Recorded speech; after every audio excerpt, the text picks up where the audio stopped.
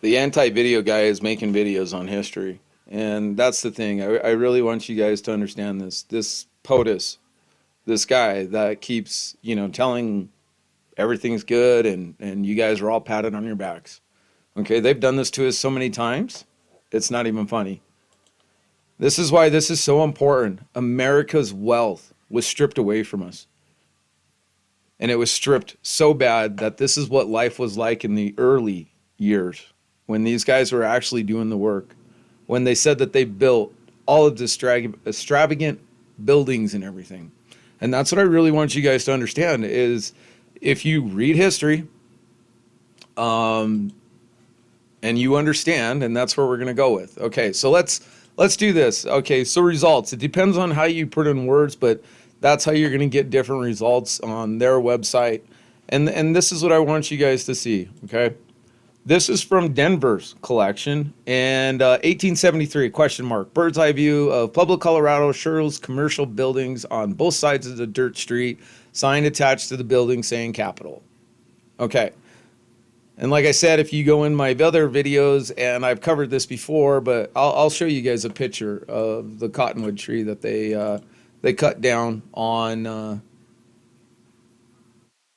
Union Street, and it was cut down in 1883, and I've collected everything I can on that. As soon as I can find where I stuck that.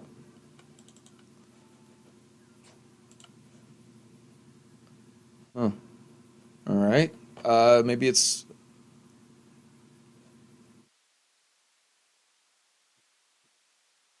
Hmm. Can't seem to find it. Sorry about that. I did find it, but I wanted to show you this one too. This is off the Pueblo Library, and it is showing you 1873. They tell you it's on Santa Fe and Second, and they give you a list of all the buildings, and then they say that the Arkansas River is in the back, and that is actually connecting over by Union Street. So in Union Street, if we go back to this one gives us a better detail of what Colorado Pueblo looked like in 1873. Okay, I don't know when this picture was taken, but it is definitely one of the earlier ones. And like I said, this numbering system, this is, I believe, they did photograph one, photograph two, photograph three, photograph four. And a lot of these have been altered or hidden or cut off or tore off the photograph. But I want you to look at this. This is down on Union Street. And if you look back at this picture,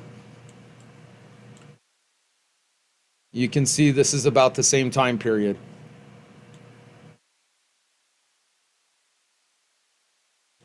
And that's the hill behind it. And so this tree was cut down in 1883. It lived for like 388 years. It's really weird how all of this stuff fits together. And so, like I said, if you look through my other videos, I'm going to try to make videos on this.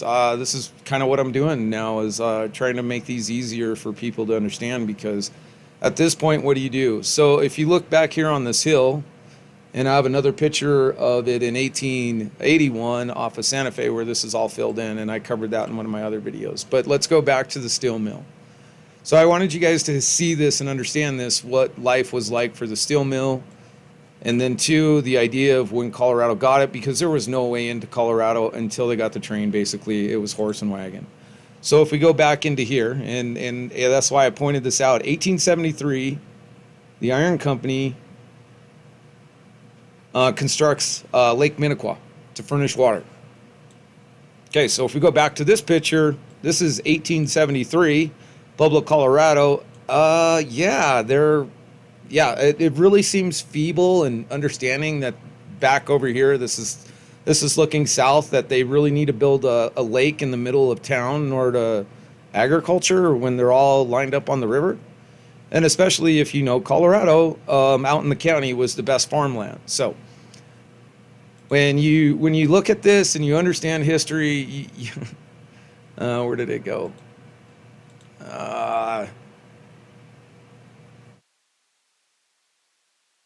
Sorry about that. It's on the backside. I didn't. So in 1881, the first blast furnace came up. Okay, so let's do some history reading to understand this. A lot of these companies, they were consolidated from Colorado Coal Iron Company under the direction of Will Palmer. And then I really want you guys to, let's see.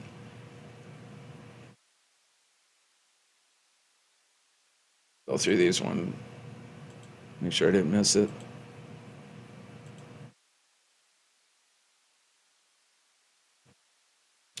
This is very, very important right here. Like they said, follow the money. And these guys basically stripped America. These were the ones, these people, if you look at our history, what they took from us. In 1872, the purchase plans from the land. So in 1873, they dug a huge reservoir for a steel mill that they never even built yet. And then, so a lot of things that you don't understand is they annexed stuff. It was already incorporated it, they annexed it, and then basically they just fucking divided and conquered. All of these companies, all the railroad companies, all of them, they were going out of business, merging, changing names. It's absolutely crazy when you look at our history. You know, and especially a company like CF&I, building one of the largest steel mills in 1880, east of the Mississippi in basically 1880. Okay, and then the other thing was all the mines and everything, in order to put all this together. I mean, the coke mines. Let's do this. Let me show you what how crazy this is. All right, so this is real. This is history. This is what you're gonna find physically in Colorado is so much telltales. All right, so if we come down in here and Pueblo, Colorado, we'll zoom in here to show you where the steel mill is. Here's CF&I. And if we go down south, imagine taking this on a wagon with no roads. How long that'd take you? Still going south. Yep, still going south. Yep, still going south. Still going south. Did I go out too much? Walsenburg, Trinidad. Yep, no, here we go. Okay, so Trinidad, Colorado. This is so interesting because you had to come to Trinidad, Colorado, and you had to go over here, and this is very important. Cokedale. This is what they made coal or steel with these special ovens. They refine coal in order to make them, and you could see this massive infrastructure that they built for this. Okay, so we're looking at a timeline. And that's the thing, is by the 1930s, all of our steel was down until they started wars. And so in order to produce steel, you have to get coke. Get some good stuff. And remember, like I said, you look through all of their history, and you can't, all of it is chaos. It's all wars, fighting. Yeah, it's absolutely horrendous work conditions. We had children. I mean, I'm like, you guys don't think you've been fooled with history? You got to be crazy. Jesus, how is this even possible that our fucking history is this confused? And so let me show you where they put lies in. So 1872 is when Pueblo was built with CF&I. And now it's just a fucking skeleton. If you come into my files, and this is where I'm going to go over all of these photographs with, let's go back one. Colorado State. I'll go back into CF&I. And we're going to go through all the photographs. And I'm going to show you guys like the absolute craziness of this. And these blueprints cover a lot of things. So, because I brought up the blueprints, because I'll go over this in my next video. I seen this one was kind of running long. Let's do something that's really, you need to see this for yourselves. Let's go to Colorado State. We're going to first go into Salida, because that's the first video I did. Well, Pueblo was. And let's see, when did plumbing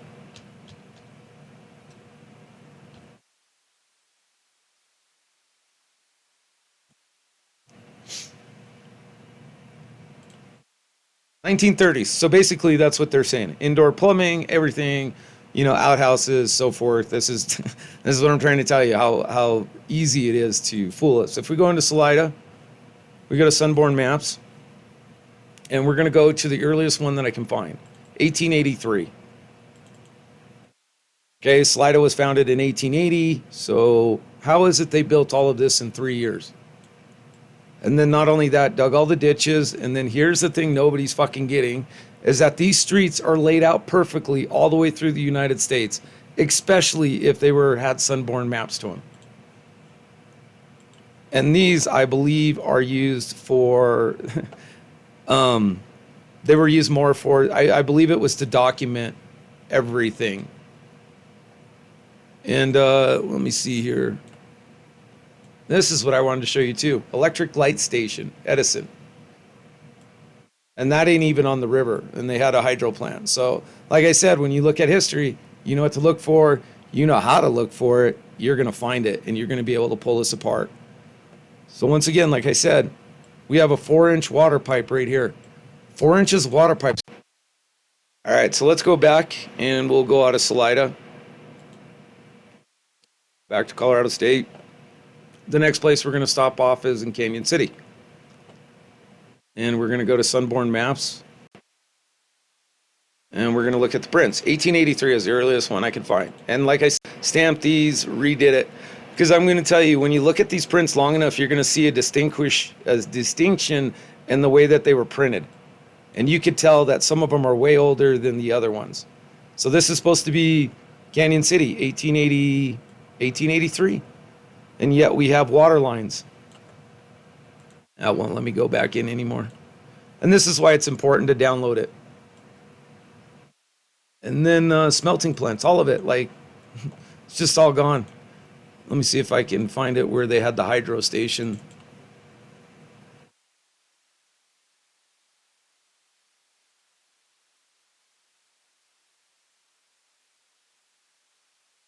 I believe this is the hydro plant that they had. I'll have to pull up my other prints in order to look at it. Let me see if I can pull those up.